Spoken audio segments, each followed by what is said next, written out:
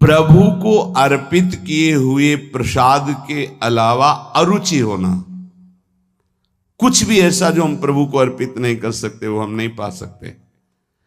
प्रभु को अर्पित ना की हुई चाहे अमृत पड़ी हुई वस्तु हो, हमारी बिल्कुल श्रद्धा और रुचि नहीं। हमारे प्रियालाल ने नहीं पाया तो हम उसे चख नहीं सकते। ये भगवत प्राप्ति, भगवत दर्शन के लिए बहुत आवश्यक है।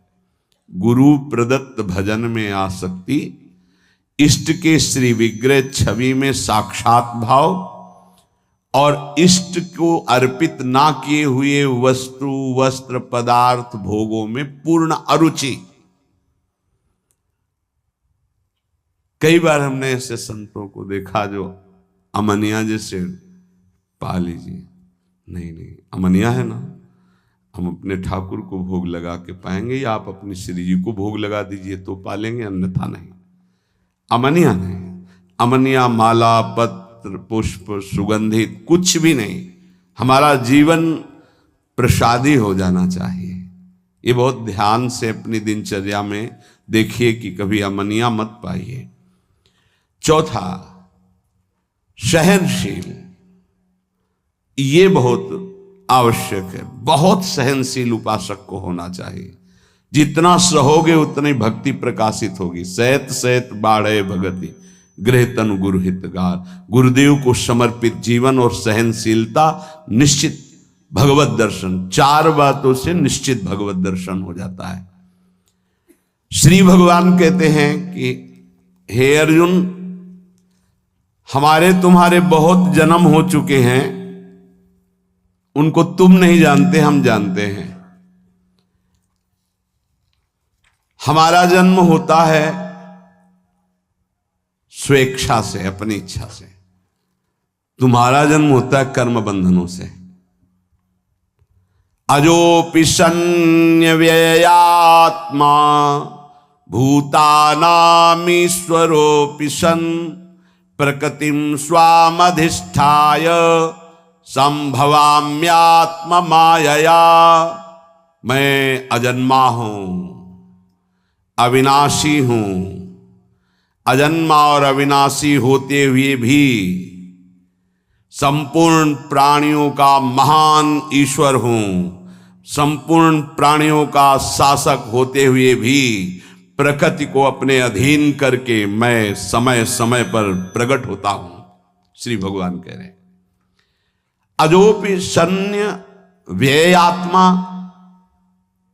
भगवान कहते हैं कि मेरा जन्म मनुष्यों की तरह नहीं होता है। ना मेरा जन्म होता है, ना मेरा मरण होता है। कहीं भी भगवान मां के गर्भ से प्रकट नहीं हुए। कौशल्या जी के सामने भगवान पहले ऐश्वर्य रूप से प्रकट हुए। कौशल्या जी ने देखा, माता पुनि बोली सोमति डोली, तजहु तात ये रूपा, की जैसी शिलीला अति प्रियशीला, ये सुख परम अनुपा। तो सुनि बचन सुजाना, रोदन ठाना, होय बालक सुरभूपा। मां ने प्रार्थना की, प्रभु आपने हमें वरदान दिया था कि इस रूप से नहीं, आप हमारे पुत्र रूप से आएंगे।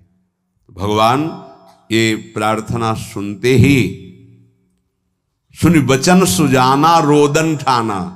जैसे बालक प्रकट होता है तो रोता है ना, ऐसे प्रभु बाल रूप होकर उनकी गोद में आ गए और रोने लगे और जय जयकार हुई कि कौशल्या जी के लाला प्रकट हुआ है। ओ जाकर नाम सुनत शुभ होई, मोरे गृह आवा प्रभु सोई। दशरथ जी पुलकित प्रेम विह्वल हो गए। जिनका नाम सुनते ही परम शुभ, वो साक्षात प्रभु मेरे यहां पुत्र रूप। परमानंद पूरी मन राजा, कहा बुलाए बजाओ बाजा। ऐसे भगवान का जन्म होता है। श्री कीर्ति रानी, उनको ऐसा आभास हो रहा मैं गर्भवती हूं। जिस दिन लाडली जी का प्रादुर्भाव होता है, कमल प्रकट होता है, तेजो में उस कमल को लाके गोद में रखते हैं, वो कन्या रूप हो जाता है। ऐसे हमारी लाडली जी। देवकी वसुदेव के सामने चतुर्भुज भगवान ईश्वर वैभव रूप प्रकाशित करते हैं, वो स्तुति करते हैं। भगवान कहते हैं मुझे नंदालय में जाके छोड़ाओ, बाल रूप हो जाते हैं। भगवान कभी गर्भ से प्रकट नहीं होते। मनुष्य जन्म लेता है पांच भौतिक शरीर कर्म बंधनों से युक्त। भगवान अजन्मा है इसलिए वो प्रकट होते हैं। भय प्रकट कृपाला दीन दयाला कौशल्या हितकारी।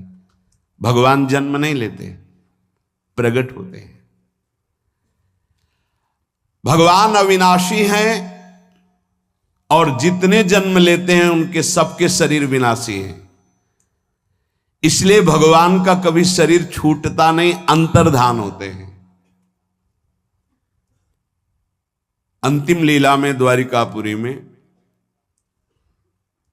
बाम पैर की जंघा में दायां पैर चढ़ाए हुए पीपल की ओट में ऐसे आनंद मुद्रा में बैठे हैं। व्याध चरण में मृग का मुख जान करके बाण प्रहार करता है, उसको परम पद प्रदान करके आप अंतर ध्यान हो जाते हैं। रामलीला में परिकर सहित सरयू में प्रवेश करके अंतर ध्यान हो जाते हैं। कभी ऐसा नहीं पाया गया कि ये प्रभु का शरीर मिला और उसकी जन साधारण जैसी अंत्येष्टि क्रिया हुई, अंतर ध्यान हो गए। प्रभु प्रकट होते हैं और अंतर्धान होते हैं। मनुष्य शरीर मां के गर्भ से जन्म लेता है और मरता है, वो शरीर छूटता है।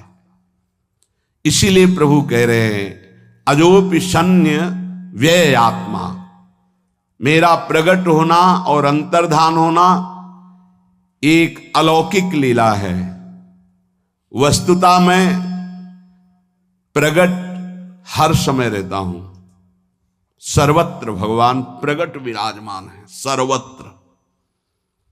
अब आपको प्रकट करना पड़ेगा, अपने नेत्रों का मायाकृत पर्दा हटाना पड़ेगा साधना से, भजन से, तो आपको दिखाई देने लगेगा। जित देखो तित श्याममयी। संपूर्ण प्राणी जन्म से पहले अव्यक्त थे, मरने के बाद अप्रकट अव्यक्त हो जाने वाले हैं। केवल बीच में ही इनके शरीर दिखाई दे रहे हैं, परंतु भगवान सर्वत्र प्रकट ही हैं। जैसे सूर्य सदैव प्रकट रहता, कभी अस्त नहीं होता। सूर्य उदय और अस्त ये हमारे नेत्रों की सीमा में होता है। हमारे नेत्र नहीं देख पाते जब सूर्य अन्य देशों में प्रकाश कर रहे होते हैं, तो पर्वतों की छाया के कारण हमें लगा सूर्य अस्त हो गए, फिर घूम के तो सूर्य उदय हो गए। वस्तुतः ना सूर्य कभी अस्त होते ना उदय होता है। ये अपने नेत्र अपने सामने की बात है। सूर्य तो सदैव अनवरत प्रकाशित करते रहते हैं। जिस समय यहां रात्रि होती कहीं दिन होता है तो सूर्यास्त कहां हुआ। ऐसे ही जैसे सूर्य सदैव रहता है, पर हमारी आंखों के सामर्थ्य ना होने के कारण हम देखते हैं सूर्य उदय हुआ, सूर्य अस्त हुआ। ऐसे ही भगवान सर्वत्र समभाव से विराजमान हैं, पर समय पर कभी कभी वो प्रकट होने की लीला और अंतर्धान होने की लीला करते हैं। वस्तुतः वो जैसे सूर्य सर्वत्र प्रकाश करता है, पर हमारे नेत्र पूरा उतना ही देख पाएंगे जब सूर्य हमारे सामने आएगा।